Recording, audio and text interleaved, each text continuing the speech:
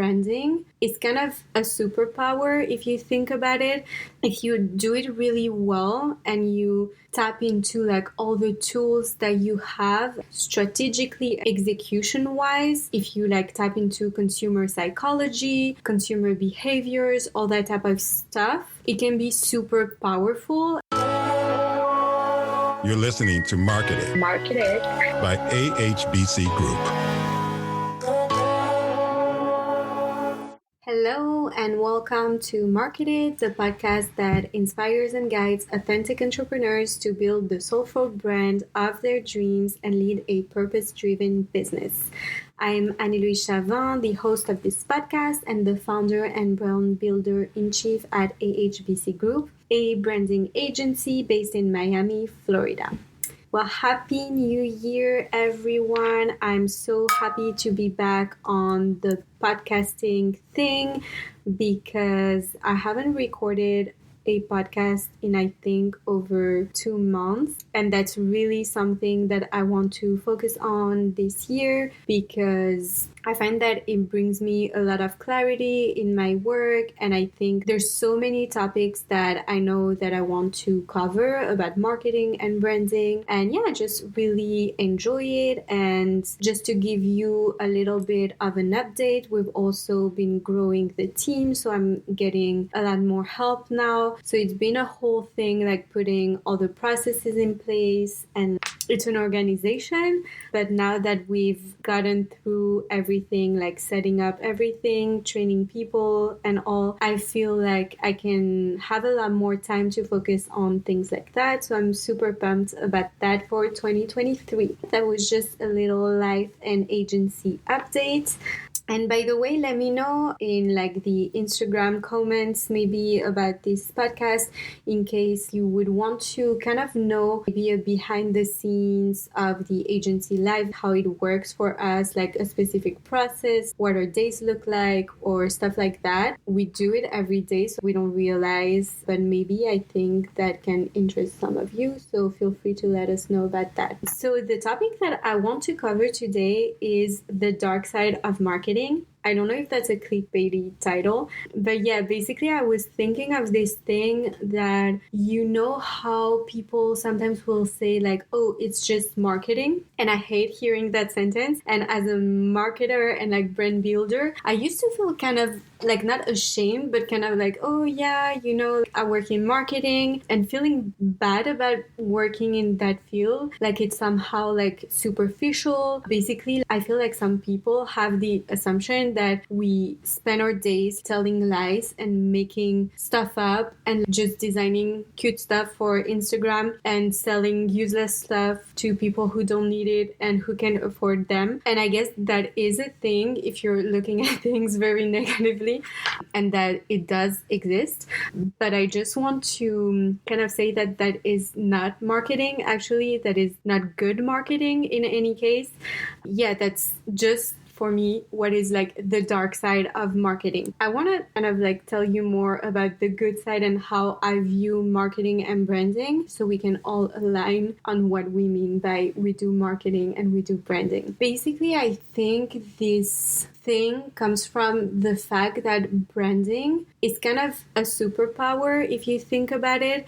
If you do it really well and you tap into like all the tools that you have strategically, execution wise, if you like tap into consumer psychology, consumer behaviors, all that type of stuff, it can be super powerful. You kind of have the power to manipulate people and like their purchasing decisions in some instances, or like some of their behaviors. As we all know, with great power comes great responsibility. So then it's up to each individual and like company how they want to use that power. Are you using it for good, or are you using it in the shittiest way? And that's just a decision that you make. And I guess some people or companies don't necessarily ask that question, or just honestly like don't really care about it that much. And I feel like when you care care about profits, some other stuff more than you care about people, obviously the answer will be different to what you will choose as a strategy. But that's not good marketing. And that's not just marketing either. It's just really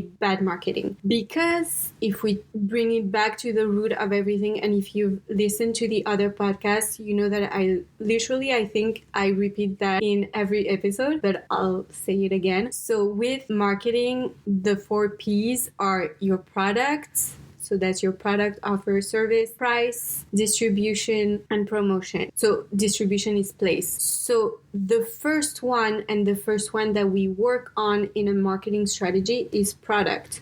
So basically, when we say it's just marketing, there's this idea that it's just promotion, and it's promotion in the sense that what is being said in the advertisement or in the commercial, in the ad, in whatever, the blog, whatever, like promoting the company, does not match what the product or the offer or service actually is. And so that's not marketing, because when you do it well, everything should align, and everything starts with your product, and then you align your price, you make sure that the place where you're selling makes sense with your business, and the promotion is just basically highlighting your added value for your product, for your company, for your offers. It's just highlighting what's good about you and highlighting what maybe makes you different from your competitors, and just putting it in a good light. But also, when you do it well, like, you want to basically attract your ideal customers and clients, and not just spread lies. Like, even as a company, usually it doesn't make a lot of sense to do that. Like, I'm thinking, like, for us as service providers, we want to attract the type of brands that we want to work with and that we will do our best work for, because then it's a domino effect where you get more referrals. Like, you do good work for them, you get referrals, you get more of those clients. So if you lie and say you can do something that you cannot do, or that's not like your strong suit, that's basically useless, because then, like, you're doing a job. At best, you're doing something mediocre, and then you're having a client that is not so happy, and then it's useless and you wasted all of that energy. Yeah, basically, when they say it's just marketing, it's not like it's just marketing, it's just lies or like a misalignment or something like that. And yeah, that's basically just the thing. That implies that also marketing is just advertising, which it's not. It's like those 4 P's, and it all starts with the product. So very, very important. And then, yeah, I think there's nothing wrong with a company. Like, if you're doing like stuff that aligns, that is what you want to do, you know your brand values, and then you, of course, want to get the people that you made that for. Basically, it becomes kind of your duty to really highlight your value, because you made that product, that service, that offering for someone specific, with someone specific in mind, and you're hopefully hoping that it will bring them value, make their lives a little bit better in some way or another. And you just want to convey that, basically, so that they know. And sometimes I would say, for instance, like, I'm a victim of marketing, because I personally will buy something for the packaging. If it has a cute design, I'm buying it. And that's what you see. And then you check the features. And like, then if the product doesn't work for you, you don't buy it again. So then it's just useless, and a company spent all that money in like branding and this and that. If the product is shitty, that's basically a bad move on their part, because it probably cost them a lot more than just the value of that one product to acquire you as a customer. And then the product is bad, so you won't repurchase again, and maybe even you'll either leave a bad review or tell a friend like, oh, it wasn't up to the hype or whatever. So that's not the smartest thing, and that's actually not good marketing. That's basically what I wanted to say about that. And that also, I know that as an agency, as I was saying, we're very careful and mindful about the types of brands, types of projects, and people that we want to work with. And we're very grateful that we're at a point in the journey of the company where we're able to really choose who we work with as well. I think it's like a relationship that goes both ways. And if you're ever in the process of hiring a branding agency or marketing agency, it's not just you hiring them, it's also, are you a good fit for them? And there's so many things that come into place, like the types of projects they love to work on, what are those, their design style, like it's so many things. And I know that what we really want to focus on, and that's been the case since the past year, but we're reinforcing that even more in 2023. And I often get asked that question, like, what is your niche? What industries are you serving? And I was having trouble answering that question because there's not like one specific industry that we want to serve. And that's one of the things that I think is the coolest about our job, is that we get to explore like tons of different industries. And I love that, like getting into like learning what this company does, what is this industry. And I think that it also brings them very fresh perspective. And I know like some agencies or businesses will be focused on a very specific niche, which can also be good if they want to be super specialized in that.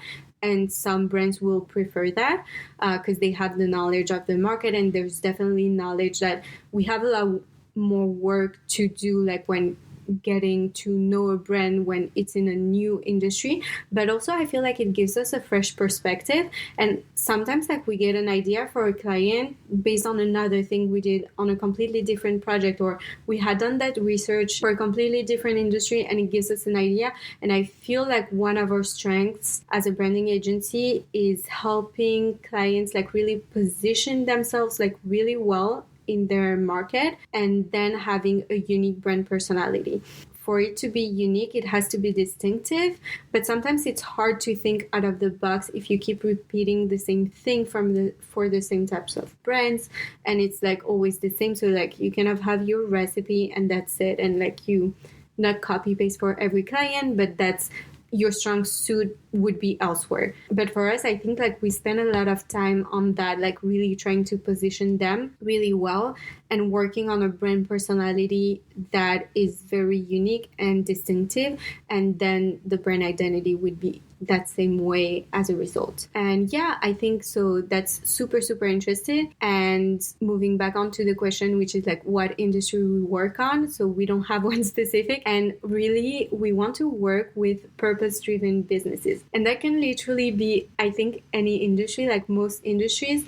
But like I love working with entrepreneurs and teams that they know and they are clear, and sometimes we help them define that, but they're clear on what their purpose is, and just that they want to do good in the world. And that doesn't have to be something huge, but we have this client and they're a food truck builder, a medium-sized, like good-sized company that builds food trucks, and their purpose is helping startups, founders, or like restaurants expand, or people get their first business up the ground, or like chefs that didn't have maybe the money to invest in a physical restaurant, a brick and mortar restaurant. They can still open their business and like make a living doing what they love and serving great food to other people. That's a great purpose to have. Like it doesn't have to be like, oh, we want to only work with charities who save the world and this and that. As long as they're clear and that they want to basically do something good and that's the purpose, I think we're all up for that. So yeah, that's the thing.